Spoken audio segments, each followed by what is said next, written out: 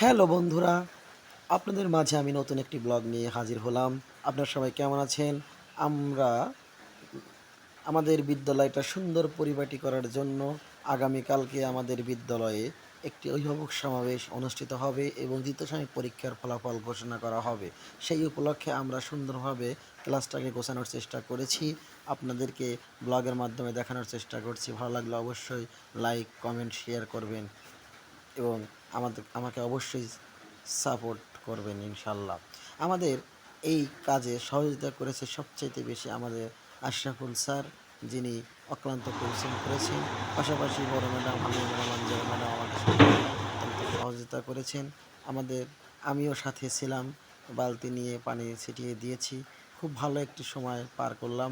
আমাদের আগামীকালকেই আমাদের অভিভাবক সমাবেশ এবং তৃতীয় শ্রেণীর পরীক্ষার ফলাফল ঘোষণা করা হবে। আমাদের অনুষ্ঠানটা খুব সুন্দর পরিপাটি করার জন্যই আমাদের ক্লাসরুমটা একদম সুন্দরভাবে আমরা পরিপাটি করে সাজিয়ে রাখলাম। এছাড়াও অন্যান্য ম্যাডামরাও ছিল, কিন্তু তারা দ্বিতীয় শ্রেণীর পরীক্ষার খাতাগুলো গুছিয়ে তারা সেলাই করছিল। ধন্যবাদ সবাইকে, সবাই আমাদেরকে